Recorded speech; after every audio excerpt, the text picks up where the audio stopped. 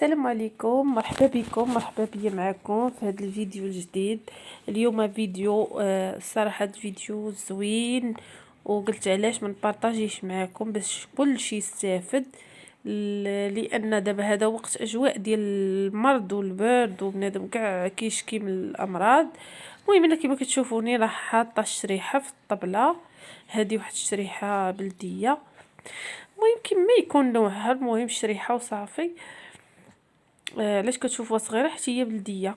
المهم هنايا راه سيره كنقي فيها وكنقلبها، كيكون فيها بعض المرات الدود، بعض المرات كيكون فيها العش ديال كما كنقولوا العش ديال البصيحه ولا شحال من حاجه كتكون فيها. المهم انا كنبارطاجي معكم هذاك الشيء كما هو، راني كنقيها وكنقلبها من الوسط وباقا ما غسلتهاش. غادي نقيها مزيان وكنحيد ليها داك الرويس، وبقى لي هادو سيري كنقي فيهم. هادو هما دوك الرويسات راني سيري نحيد وكنقي، وحاطه حدايا الموس باش كنقي به. هنايا عندي واحد الكيلو ديال الشريحه، ناقصه منها شي حاجه ماشي بزاف. المهم انا محيده دوك الرويسات، غادا نديرها تغسل ونرجع معكم.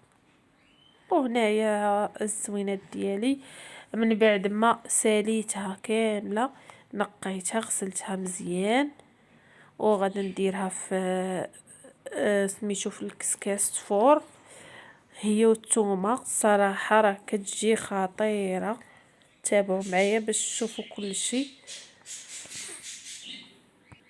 المهم هنايا كما كتشوفوا راه الشريحه ديالي دابا راني درتها صفور، يلا حطيتها غير دابا، درتها في الكسكاس الفوق. وبالنسبه للماء درت شويه، المهم على حسب باش تبخر ليا، ودرت فيها واحد شويه الزعتر، ضروري الزعتر باش كيطلع مع ديك الريحه ديال الزعتر حتى هي. الصراحه هاد الدواء زوين للدراري اللي عندهم صدر معامر، الوليدات كاملين اللي عندهم صدر معامر، الناس كبار اللي كيشكوا من الحساسيه، عندهم ضيق التنفس، اللي شحال وهما الناس يعني كيسوانيو على ديك الحساسيه وما كتفوتهمش، وهادي وانا منهم، من هذوك الناس. وصراحه كنجربها لولدي بزاف كنفعو، وما كنحتاجش بانني نبقى نشري في السيروات، لانكم راكم عارفين الدواء بعض المرات ما كيقضي حتى شي حاجه في الدراري الصغار ولا الكبار ولا كما كانوا. وكيضطر بنادم انه يدير بحال هكا هادشي ديال الاعشاب، هادشي ديال هادشي ديال بنادم اللي كانوا كيديروا كيستعملوه بكري جدودنا وداك الشيء. صراحه الناس كيبداو يرجعوا لذاك القديم، يعني الناس ما كانش لا دواء لا والو، كانوا كيستعملوا الاعشاب وكانوا صحاح، يعني ماشي بحال دابا راكم عارفين بنادم واقفه هكاك.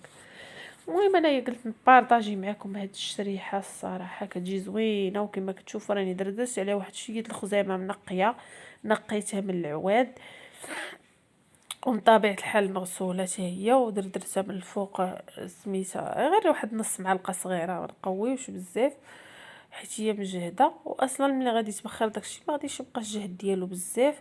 وانايا كما كتشوفوا راني كنقي في الثومه. هنايا راه كما قلت لكم عندي شي كيلو ديال الشريحه، ناقصه منهم غير شي 20 حبه هكاك، والشي الاخر كله غادي نفورو. وغادي نتوما كتابعوا معايا، غادي نقي الثومه بزاف، يعني شي 10 ثومات او اكثر. ضروري الثومه تكون حتى هي غالبه على سميتو، لان الثومه ما عندكمش مناش تخافوا منها بالنسبه للريحه ولا داكشي، راه الدواء ضروري. راه قال لك كما كانوا كيقولوا الناس بكري، كيقول لك اللي بغى العسل يصبر القريص النحل. راه اللي بغى الدواء ضروري من واحد الريحه ولا، ولكن هي اصلا ما كتبقاش فيها الريحه مجهده كما قلت لكم، ما كتبقاش فيها لانك تبخر، كيمشي منها اكثر، هي الجهد كيمشي منها.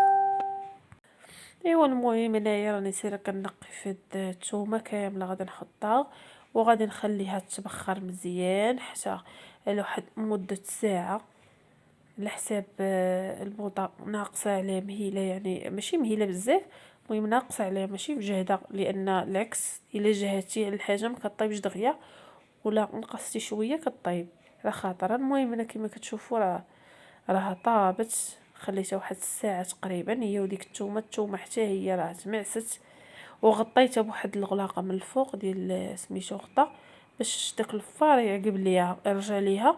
وتبخر مزيان. هنايا غادا نبدا نخلطها مع واحد شويه زيت العود.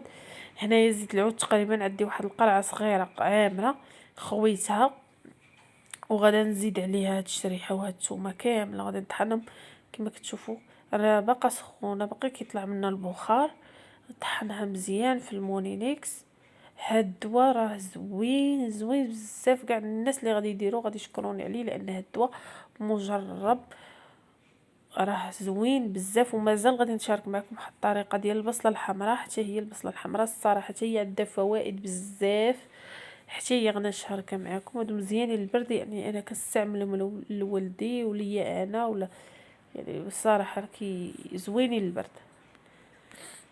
وهذا هو الشكل النهائي كما كتشوفوا. طحنتها ووضعتها في هذه القرعه ديال الزاج، على بما هنا راه باقا دافيه واحد شويه، باقا شاده فيها واحد شويه السخونيه ماشي بزاف، ولكن انا غنخليها حتى كما كتشوفوا داكشي راه ولا معلك، يعني الثومه وداكشي تخلط والخزامه ما بقاتش كتبان. المهم انايا غادا نطحن عفوا غادي نسد على القرعه ونديرها نعملها تحت في الثلاجه لتحت باش تبقى مزيانه وما تخسرش، تبقى واحد المده كامله. غنديرها لتحت في الثلاجه في التحت ما نقربش لجي الثلج ولا هذا، واصلا دابا البرد راه ما تخسرش. وهذا هو الشكل ديالها النهائي. غنتسناها حتى تبرد واحد شويه وندخلها. وكنتمنى يعجبكم هذا الفيديو وتبارطاجيو مع الاصدقاء ديالكم باش تعم الفائده. والله يشافي كاع المسلمين جميعا، والله يحفظ كاع اي واحد وليداتهم. السلام عليكم وتهلاو في راسكم في وصفه اخرى ان شاء الله.